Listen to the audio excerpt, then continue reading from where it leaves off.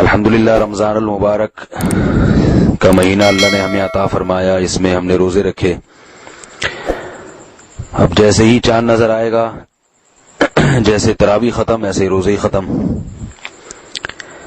لیکن یہ ہماری غلط فہمی ہے، رمضان گزرتے ہی تراویح تو ختم ہو جاتی ہے، روزے ختم نہیں ہوتے۔ اتنا فرق پڑتا ہے کہ روزوں کی فرضیت ختم ہو جاتی ہے۔ آپ صلی اللہ علیہ وسلم نے رمضان کے علاوہ بھی سال بھر میں کچھ ایام، کچھ دن ایسے ہیں جن میں روزہ رکھنے کی ترغیب دی ہے، اگرچہ وہ فرض نہیں ہے۔ نہ رکھیں تو کوئی شخص رمضان کے علاوہ پورے سال ایک روزہ بھی نہیں رکھتا تو گناہ نہیں ہے، حرام ناجائز نہیں ہے، لیکن روزے کا ثواب بہت ہے۔ جیسے نفلی نماز میں کچھ نمازیں ہیں جن کی کا بہت ثواب ہے، ایسے ہی نفلی روزوں کا بھی ثواب ہے۔ حدیث میں ہے، رسول اللہ صلی اللہ علیہ وسلم نے فرمایا، رمضان کے بعد سب سے افضل ترین روزہ محرم کے مہینے کا روزہ ہے، یعنی 9 اور 10 محرم یا 10 اور 11 محرم۔ تو ہمیں اہتمام کرنا چاہیے کہ 10 محرم کا اور 9 محرم کا ہم روزہ رکھیں۔ اور رمضان کے فوراً بعد جو روزے آتے ہیں وہ شوال کے 6 روزے۔ رسول اللہ صلی اللہ علیہ وسلم نے فرمایا، من صام رمضان ثم اتبعه 6 من شوال کان کصیام الدہر، جس نے رمضان کے روزے رکھے اور اس کے بعد شوال میں 6 روزے رکھے تو یہ ایسے ہے جیسے پورے سال اس نے روزے رکھے۔ تو رمضان ختم ہونے کے بعد اگر ہمت ہو تو شوال میں بھی 6 روزے رکھنے چاہیے، صحیح ہے، مسلم کی حدیث ہے۔ البتہ بعض علماء کہتے ہیں کہ یہ 6 روزے لگاتار نہیں رکھیں بلکہ تقسیم کر کے رکھیں، وہ دونوں طرح سے اختیار ہے۔ پورے شوال میں آپ کسی بھی دن 6 روزے رکھ سکتے ہیں، یعنی ضروری نہیں ہے کہ لگاتار 6 روزے کریں، بلکہ ایک ہفتے میں 2 روزے رکھ لیے، پھر اگلے ہفتے میں 1 رکھ لیا، اس طرح کر کے تقسیم کر کے بھی شوال کا مہینہ گزرنے سے پہلے 6 روزے رکھنے کی بہت فضیلت ہے۔ اس کے علاوہ پیر اور جمعرات کو خصوصیت کے ساتھ روزہ رکھنا، اس کی حدیث میں ترغیب وارد ہوئی ہے۔ آپ صلی اللہ علیہ وسلم نے فرمایا کہ پیر اور جمعرات کے دن اعمال اللہ کے ہاں پیش ہوتے ہیں، فَأُحِبُّ أَن يُعْرَضَ عَمَلِي وَأَنَا صَائِمٌ، میں چاہتا ہوں کہ میرا عمل جب اللہ کے سامنے پیش ہو تو میں روزے سے ہوں۔ اور اس دن میں آپ صلی اللہ علیہ وسلم کی ولادت بھی ہوئی، آپ صلی اللہ علیہ وسلم نے اس لیے بھی اس دن میں روزہ رکھا ہے۔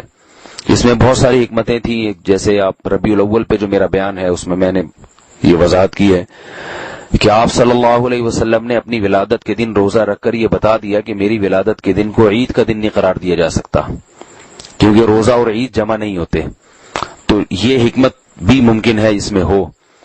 لیکن بہرحال چونکہ نبی صلی اللہ علیہ وسلم نے پیر اور جمعرات کے روزے کا اہتمام فرمایا ہے، اس لیے ہمارے لیے بھی سنت ہے کہ پیر اور جمعرات کا روزہ رکھیں، اس کی فضیلت دوسرے دنوں کی نسبت زیادہ ہے۔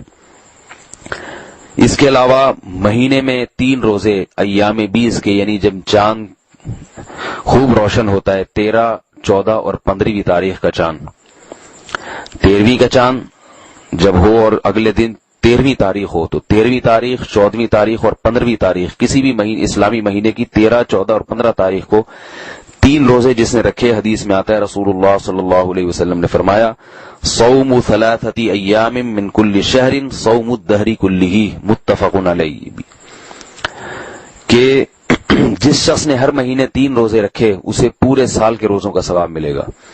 علماء نے اس میں حکمت یہ بیان کی ہے، یعنی اس کی وجہ یہ بیان کی ہے کہ ایک نیکی اللہ کے ہاں 10 نیکیوں کے برابر، تو ایک روزہ اللہ کے دربار میں 10 روزوں کے برابر، 3 روزے 30 روزوں کے برابر۔ تو جب ہر مہینے میں 3 روزے ہوں گے تو اس کا مطلب اللہ کے ہاں یہ لکھا جائے گا گویا اس نے پورا مہینہ روزہ رکھا ہے، تو ظاہر ہے جب ہر مہینے 3 روزے تو پورے سال روزوں کے برابر اس کو ثواب دیا جائے گا۔ یہ حدیث میں فضیلت ہے۔ اور اگر کسی سے یہ نہیں ہوتا، مخصوص ایام جیسے پیر اور جمعرات کو رکھنا کسی کے لیے مشکل ہے، کوئی مثال کے طور پر کسی کو اس دن مصروفیت زیادہ ہوتی ہے یا چھٹی اتوار کو ہوتی ہے تو اتوار کو آسانی ہے، تو کسی بھی دن رکھ لیں، کوئی لازمی نہیں ہے کہ پیر اور جمعرات ہی کی پابندی ہو یا مہینے کے 3 دنوں ہی کی پابندی ہو۔ مقصد یہ ہے کہ ہمارے اعمال میں جیسے فرض نماز کے ساتھ نوافل بھی ہمارے اعمال میں ہوتی ہیں، تو پھر فرض کی کمی کس سے ہوگی؟ نوافل سے پوری ہوگی قیامت کے دن۔ تو ایسے ہی فرض روزہ جو ہے اس کے ساتھ ساتھ انسان کو اپنے اعمال میں، جیسے آج کل کہتے ہیں نا، اسپیئر میں نفلی روزے بھی رکھنے چاہیے۔ جب آپ لمبے سفر پہ جاتے ہیں تو گاڑی میں جتنے ٹائر ہوتے ہیں ساتھ میں ایک اسپیئر میں ٹائر رکھا جاتا ہے. بھئی کچھ بھی ہو سکتا ہے, یہ ٹائر ضائع ہو سکتا ہے, تو راستے میں کوئی اسپیئر ٹائر تو ہو رکھنے کے لیے. اسپیئر پارٹس ضروری اسپیئر پارٹس رکھے جاتے ہیں لمبے سفر میں. تو آخرت کا جو اتنا لمبا سفر ہے, اس کے لیے بھی جو آخرت کی ہمیشہ کی زندگی ہے, اس میں صرف فرائض پر اکتفا نہیں کرنا چاہیے. فرض روزوں کے ساتھ ہمارے اعمال میں پورے سال میں کچھ نفلی روزے بھی ہونے چاہیے. تو آپ بہتر تو وہ ہے جو آپ صلی اللہ علیہ وسلم نے ایام بتائے ان میں رکھیں, ورنہ جن ایام میں آپ کو سہولت ہو. بعض دفعہ ایسا ہوتا ہے کہ آپ کو گرمیوں میں رکھے ہی نہیں جاتے, آپ کہتے ہیں ہم سردیوں میں رکھیں گے, تو آپ سردی میں رکھ لیں, سردی میں تھوڑے زیادہ رکھ لیں تاکہ گرمی کی بھی تلافی ہو جائے, گرمی میں جو روزے نہیں رکھے. تو کسی بھی طرح سے ہو, بہتر تو یہ کہ جو ایام بتائے وہ ہیں, نہیں تو آپ کو جیسے ممکن ہو, جیسے آسانی ہو, روزے ہم سب کو کچھ نہ کچھ رکھنے چاہیے.